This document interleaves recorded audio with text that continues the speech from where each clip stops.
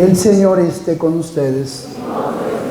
Proclamación del Santo Evangelio de nuestro Señor Jesucristo, según San Marcos. En la ciudad de Cafarnaúm, el sábado, entró Jesús en la sinagoga a enseñar. Estaban asombrados de su enseñanza, porque les enseñaba con autoridad y no como los escribas. Había precisamente en su sinagoga un hombre que tenía un espíritu inmundo y se puso a gritar: ¿qué tenemos que ver nosotros contigo, Jesús Nazareno? ¿Has venido acá a acabar con nosotros? Sé quién eres, el Santo de Dios. Jesús le increpó: cállate y sal de él. El espíritu inmundo lo retorció violentamente y dando un grito muy fuerte salió de él. Todos se preguntaron estupefactos: ¿qué es esto? Una enseñanza nueva expuesta con autoridad. Incluso manda a los espíritus inmundos y le obedecen. Su fama se extendió enseguida por todas partes, alcanzando la comarca entera de la Galilea. Palabra del Señor. Que por la proclamación de este santo evangelio sean perdonados nuestros pecados. Alabanzas a ti, oh Cristo. Ven, Espíritu Santo, a través del corazón inmaculado de tu amadísima esposa, la Virgen María. Amén. Tomen asiento, por favor.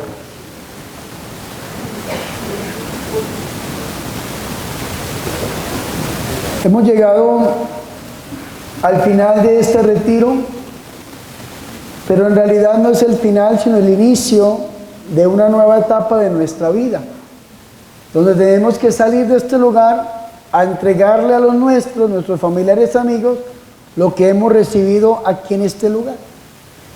Yo creo que ha sido un retiro muy bendecido. Yo creo que ha sido un retiro muy ungido. Esta mañana celebrábamos con ustedes una liturgia muy bonita, la hora santa. Y el Señor sanaba, liberaba, bendecía. Y una señora me dijo: padre, ¿esto es de Dios o no es de Dios? Y dije: claro, madre, esto es de Dios. Me dijo: pero un brujo hacía gritar a una persona y parecía lo mismo que usted hace. La gente gritaba, vomitaba. Le dije: sí, claro. Y pueda que sí, no lo he visto, pero pueda que sí. Pero el diablo puede copiar cualquier cosa, menos una cosa: la presencia de Dios. Lo único que el demonio no puede copiar, no puede imitar, es la presencia de Dios. Y si usted hoy sintió la presencia de Dios, es porque usted hoy fue tocado verdaderamente por el Rey de Reyes y el Señor de Señores. Amén. Fuertes aplausos a Jesús de Nazaret. Y aquí se sintió la gloria de Dios. Aquí se sintió la presencia de Dios. Sentimos el cielo, hermanos, ¿o no? Qué cosa tan maravillosa nos permitió sentir a nosotros el Señor hoy. Y vean, mis hermanos y mis hermanas, que el diablo conoce a Jesús. Y el Señor Jesucristo nos enseña dos cosas muy importantes. La primera, tenemos que aprender a vencer al demonio personalmente. El Señor Jesucristo, ¿cómo inició su vida pública? Fue bautizado. Después de que fue bautizado, fue guiado por el Espíritu Santo. ¿Para qué? Para ser tentado por el diablo. ¿Y para qué ser tentado por el diablo? Porque el Señor necesitaba vencer al enemigo mayor, pero personalmente. Venciendo al enemigo mayor, ya nos da la victoria sobre él y sobre cualquier tipo de enemigos. Por esa razón el Señor vence al demonio en el desierto, y lo vence de una manera espectacular. A través de la palabra vence al demonio. ¿Sí o no? Sí. Y después el Señor, ¿qué hace? Vence al enemigo públicamente en la sinagoga de Cafarnaúm.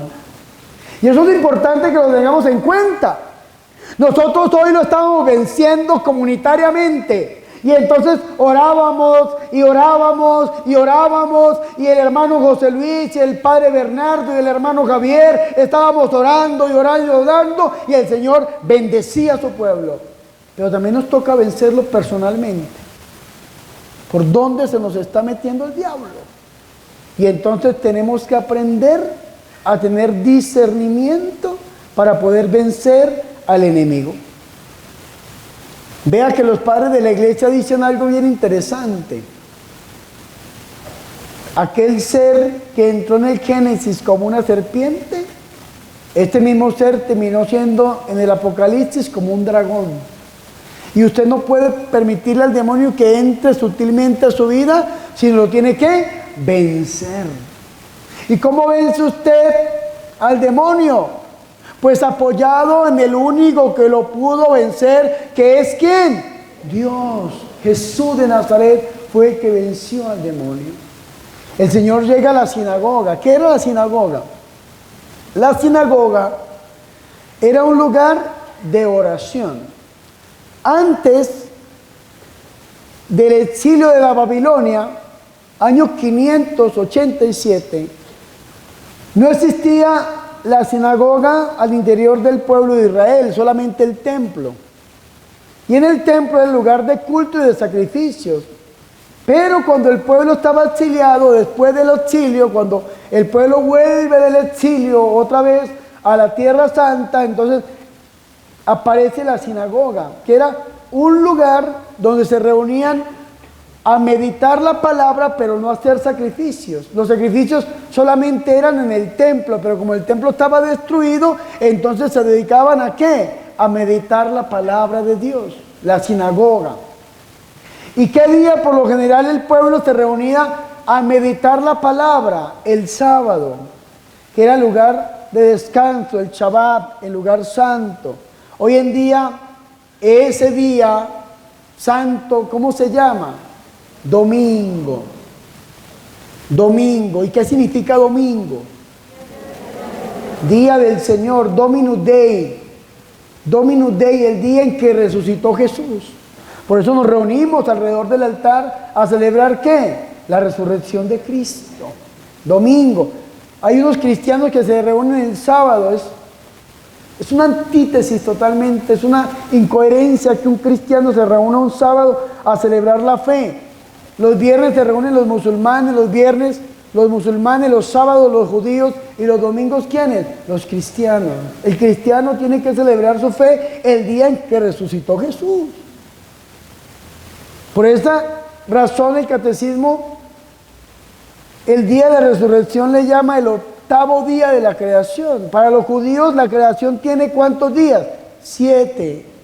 Y para los cristianos ¿cuántos días? 8. ¿Y cuál es el octavo día de la creación? La resurrección de Cristo. El Señor antes de su resurrección comparte con los judíos los sábados, pero después de la resurrección el mismo Señor empieza a aparecerse los domingos, el primer día de la semana, y empieza los apóstoles del Señor a reunirse en ese mismo día, el primero de la semana, porque dentro de la Biblia el único día que tiene nombre es el sábado.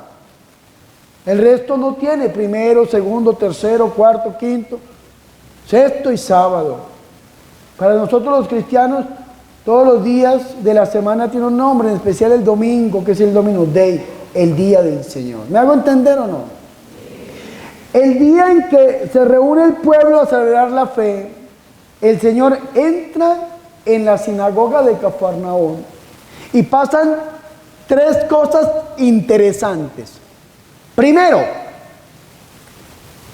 si usted lee el Evangelio de Lucas en el capítulo 4, versículo 18 en adelante, dice que cuando el Señor estaba leyendo el profeta Isaías, todos los ojos estaban puestos en él. ¿Puestos en quién? En Jesús.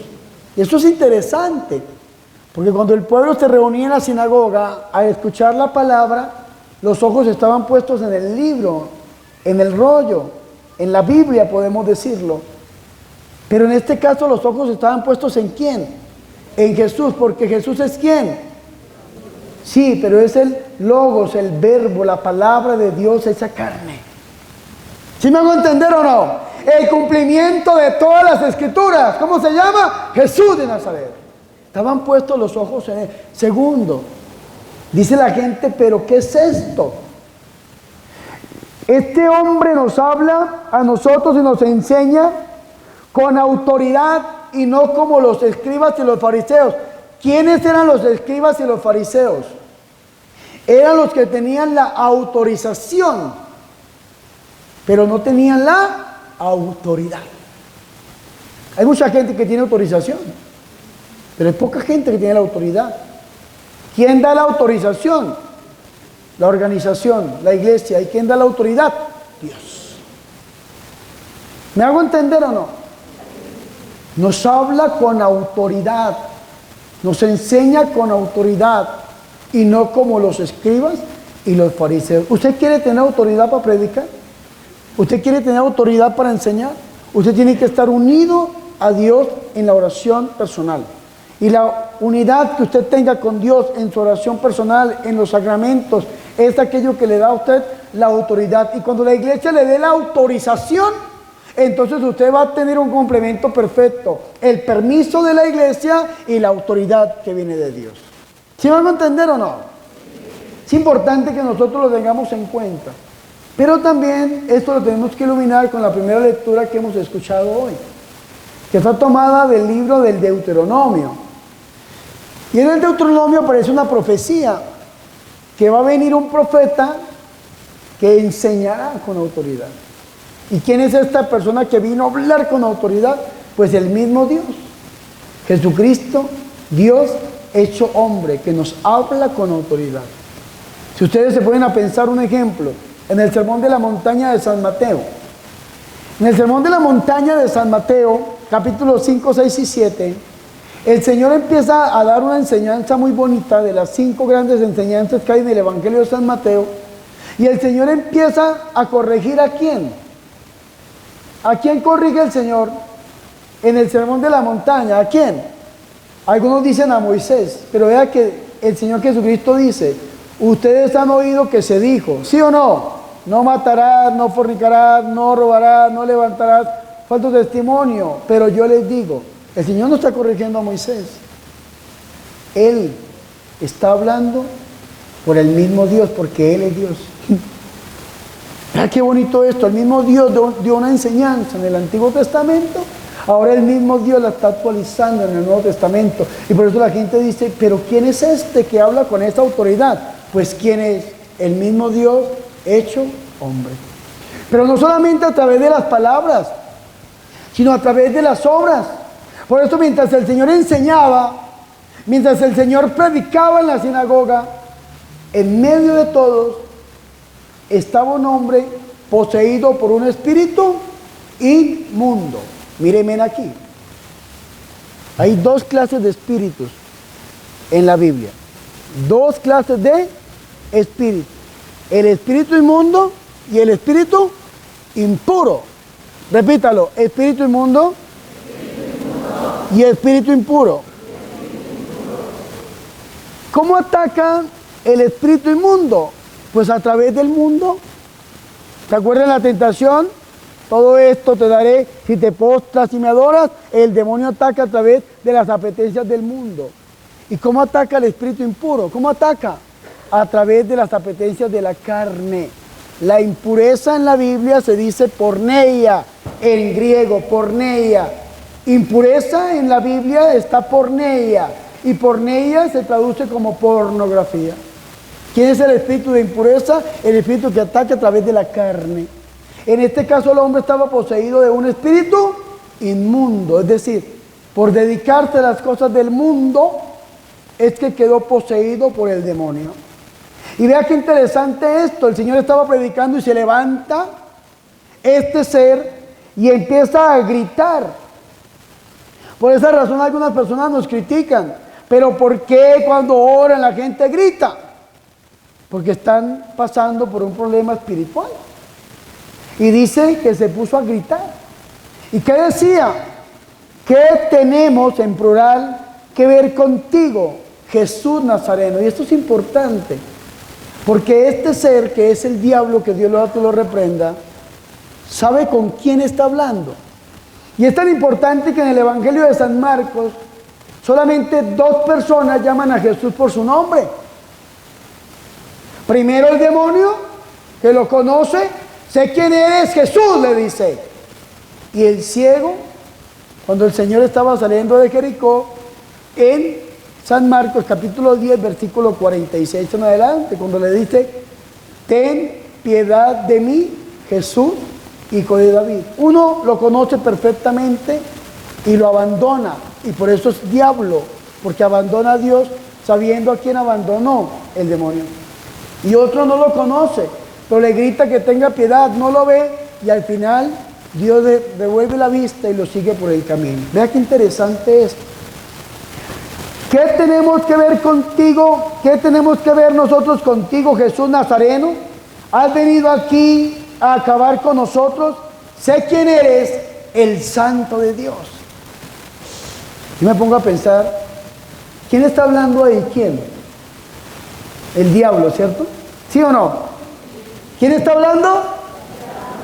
Y si ve que el diablo a veces dice cosas bonitas. Le dijo Jesús, que nombre sobre todo nombre, le dijo que sabía quién era, que era el Santo de Dios. Claro, a usted le pueden hablar bonito.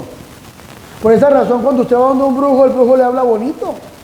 Y lo manda a rezar, y lo manda a ir a la iglesia por agua, y lo manda a usted a una cantidad de cosas. Y dice, pero es que esta persona tenía una imagen de la Virgen, tenía un crucifijo, tenía un divino niño, ¿Cómo pudo ser esta persona un brujo? Porque a veces hablan bonito. El diablo a veces habla bonito. ¿Cómo se le mete el diablo a la gente? El diablo no va a aparecer con cachos y con cola y con un tenedor. La gente sale corriendo. ¿Cómo entra el diablo a la gente? De una manera sutil, bonita. Y vea que el diablo dice cosas como estas. Y puede decir muchísimas cosas más. Pero dice el padre Gabriel Amor que en la Biblia nunca se lee que el demonio diga: Jesús es mi Señor. Dice: eres el Santo de Dios, el que debía de venir, sé quién eres. Pero nunca dice el diablo: Jesús es mi Señor. Que Jesús sea el Hijo de Dios, el Santo de Dios, el que debía de venir, es algo que el diablo no puede cambiar. Jesús es. Pero que Jesús sea el Señor, sí es algo que depende de nosotros. Por eso dice la Biblia, Primera de Corintios capítulo 12, versículo del 1 al 3, que nadie movido por el Espíritu de Dios puede decir: maldito sea Jesús. Y nadie, escúcheme muy bien, que no tenga el Espíritu Santo puede decir: Jesús es mi Señor.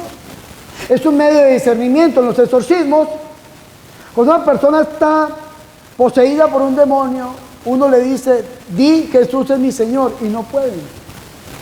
Porque está movido por el demonio, y nadie movido por el demonio puede decir: Jesús es mi Señor, porque reconocer a Jesús como el Señor es reconocerlo como Dios. A usted le pueden hablar muy bonito. El diablo puede hablar muy bonito, pero el diablo nunca dice: Jesús es mi Señor. Ahora dígalo usted: Jesús es mi Señor. Repítalo otra vez. Por última vez. Si usted pudo decir: Jesús es mi Señor, usted está movido por el Espíritu Santo de Dios. Amén. Fuertes aplausos al Señor Jesús.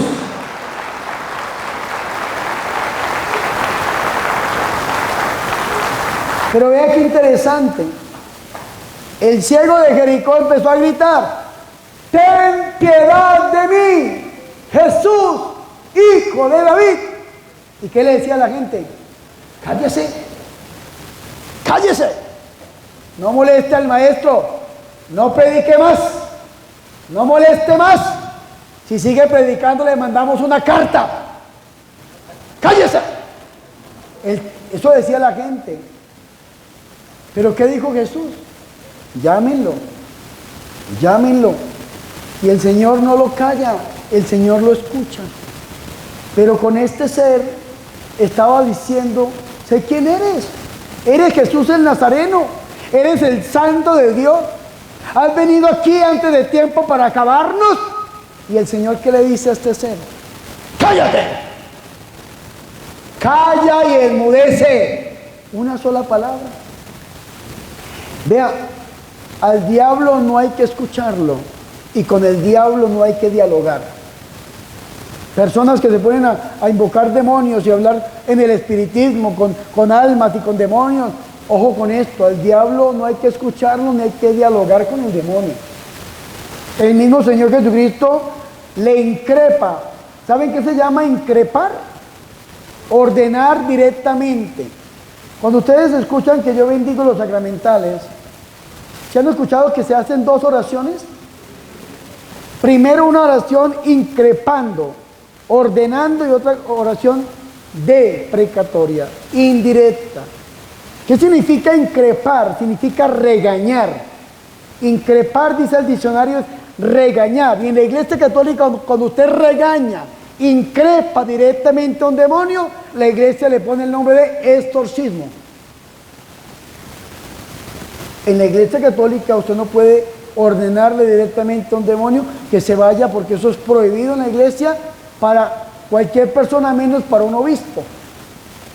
Numeral 1172 del derecho canónico dice: solamente el ordinario del lugar, el obispo diocesano, puede ejercer exorcismo legítimo sobre los posesos, nadie más. A no ser que el obispo delegue a un sacerdote, un presbítero, y que el sacerdote sea delegado como exorcista. A mí personalmente me delegó mi obispo, Monseñor César Bosco Vivas, que en paz descanse, para realizar exorcismo sobre los posesos. Entonces se llama a uno un sacerdote exorcista. Pero solamente el obispo es el exorcista. Solamente el obispo es el que tiene la autoridad en la iglesia de exorcizar, de reprender al demonio para que se vaya. Y entonces nosotros, ¿qué tenemos que hacer? Se llama una oración de liberación. Una oración no directa, sino indirecta. No increpando al diablo, sino hablando con Dios. Entonces, usted como bautizado puede decir lo siguiente: Padre, en el nombre de Jesús, envía el Espíritu Santo a través del corazón de la Virgen María y reprende ese demonio, reprende esta enfermedad, expúlsala. Pero usted está hablando ¿con quién? Con Dios. ¿Y quién puede hablar con Dios? Todo bautizado que tiene a Dios por Padre puede hablar con Él. Y usted no se mete en ningún problema ni con la iglesia, ni espiritualmente hablando, porque usted está cumpliendo con esta oración de liberación.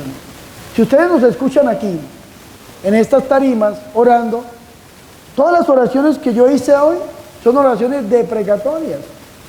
No sé si ustedes escucharon: Padre, en el nombre de Jesús, envía el Santo Espíritu. Espíritu Santo, te pedimos en este momento, con tu poder, rompe toda cadena y ¡guau! ¡Guau! ¿Sí o no? ¿Cómo se llama eso? Una oración deprecatoria, hablando con Dios. En los exorcismos es diferente. En los exorcismos se tiene que cumplir una serie de requisitos para exorcizar a una persona, una liturgia total. Y eran lo que los judíos no entendían. El Señor increpa al demonio, el espíritu inmundo se retorció y violentamente, y dando un grito muy fuerte, salió de él. Lo retorció, lo revolcó en el suelo, lo tumbó por el piso, y dando un grito fuerte salió de él. ¿Y qué decía la gente? La gente impresionada, la gente anonadada, estupefactos, se preguntaban: ¿y qué es esto? Una enseñanza nueva. ¿Y saben por qué? Porque resulta que el exorcismo está en todas las religiones. Los judíos tenían su rito de exorcismo. Por allá, en el año 1947-48, se encontraron a orillas del Mar Muerto unos escritos que se llaman el Qumran, los escritos del Qumran. No sé si habrán escuchado sobre eso, de la comunidad de los esenios, una comunidad muy antigua que se retiró al desierto, y entonces ellos vivían una entrega al Dios de Israel de una manera más perfecta que aquellos que tenían el poder político y religioso de la época. Y entonces se fueron a meditar como una clase de fuga mundi y dejaron algunos escritos escondidos. Por allá, después, acabándose casi la Segunda Guerra Mundial, Un beduino, un habitante del desierto, buscando una oveja que se le había perdido, se encuentra con estos escritos. Está Isaías, entre otros escritos. Hoy en día están en el museo allá en Jerusalén. En esos escritos del Qumrán se han encontrado unos exorcismos. Y los exorcismos, ¿quiénes los hacían? Los rabinos, los sacerdotes del Antiguo Testamento. ¿Y cómo lo hacían? Invocando el nombre de Dios. Hay 72 maneras en el Antiguo Testamento de llamar a Dios. 72. Y entonces empezaban a invocar el nombre de Dios. Y empezaban a escribir oraciones. Una de estas oraciones de liberación es el Salmo 91.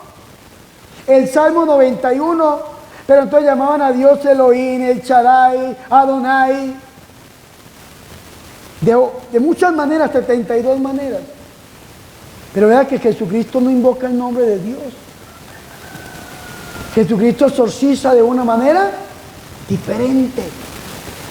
Jesucristo exorciza por su propio poder. Jesucristo exorciza por su propia voluntad. Jesucristo exorciza por su propio nombre. ¿Y qué nos quiere decir esto entonces? ¿Saben qué quiere decir esto? Que Jesucristo es Dios. Si Jesucristo exorciza sin invocar el nombre de Dios, es porque Él es Dios. Ahora, si usted quiere exorcizar, ¿qué tiene que hacer? ¿Invocar a quién? Al nombre de Dios. Pero usted no solamente puede invocar el nombre de Dios, sino que usted tiene que creer. Tener un encuentro personal con Cristo, ser bautizado en la Iglesia Católica, o si no le puede pasar lo que le pasó. ¿Se acuerdan de los hijos de los exorcistas? Ustedes han leído la Biblia en Hechos de los Apóstoles 19:13, donde dice que unos hijos de unos exorcistas judíos estaban viendo cómo Pablo expulsaba un demonio. Y Pablo decía, en el nombre de Jesús. Y entonces ellos fueron y le dijeron al diablo, en el nombre de Jesús que predica Pablo. ¿Y qué le dijo el demonio? A Jesús lo conozco, claro, sé quién eres, el Santo de Dios. A Pablo también lo conozco. Porque cuando usted se compromete con Dios, es bautizado en la Iglesia Católica, tiene esa intimidad con Dios que le da la autoridad, su nombre también es conocido en el cielo, pero es temido en el infierno. O si no, ¿por qué creen que cuando uno está exorcizando y pide la intercesión del Padre Pío, un ejemplo de Begleshina, el diablo grita? De San Juan Pablo II. Al diablo le incomoda que uno invoque la intercesión de un San Antonio de Padua, de un San Benito, de un San Francisco de Asís, del santo cura de Ars. El diablo le incomoda. ¿Y saben por qué? Porque el diablo sabe que es Jesús, es el Hijo de Dios, el Santo de Dios, el que lo vence. Pero cuando usted se compromete con Dios, el diablo sabe quién es usted. Y por esa razón es que cuando una persona se pone a orar, un ejemplo, José Luis, yo he escuchado cuando José Luis está orando, he escuchado que dice, ¡cállate, José Luis! Y uno dice, ¿y por qué dice José Luis? Porque el diablo lo conoce. A mí me dice Pinocho, ¡cállate, Pinocho! No sé por qué me dirá Pinocho, menos que por los ojos cafés, color madera.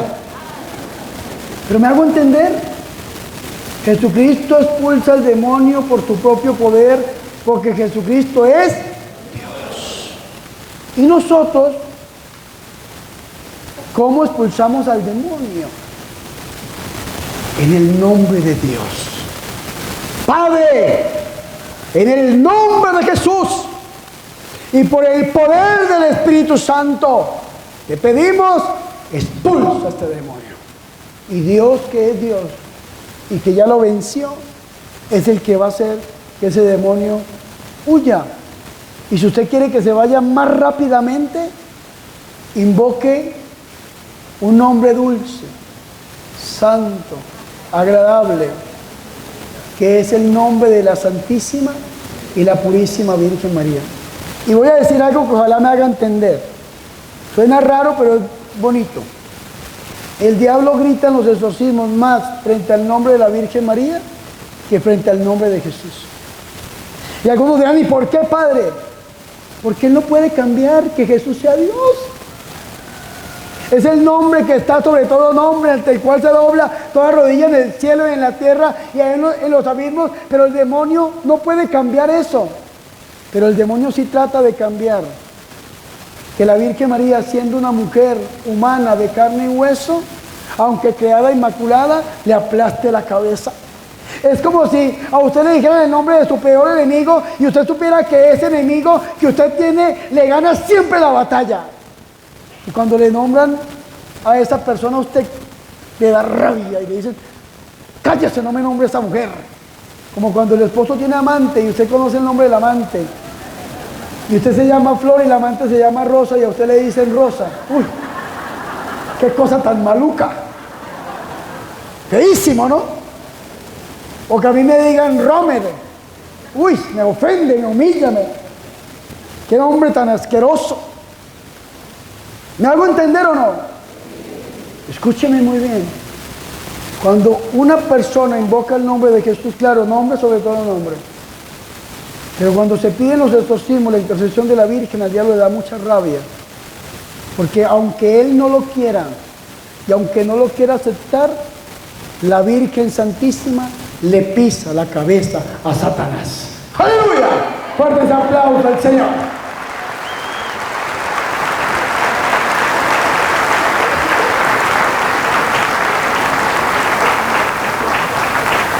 Hermanos y hermanas, pidámosle al Señor Jesucristo que nosotros podamos entender esta palabra y hoy con mucha humildad podamos acercarnos a Dios y podamos reconocerlo como nuestro Dios y nuestro único Salvador.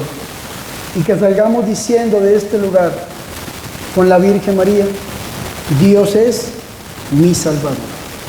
Gloria al Padre y al Hijo y al Espíritu Santo. Gloria al Padre y al Hijo y al Espíritu Santo.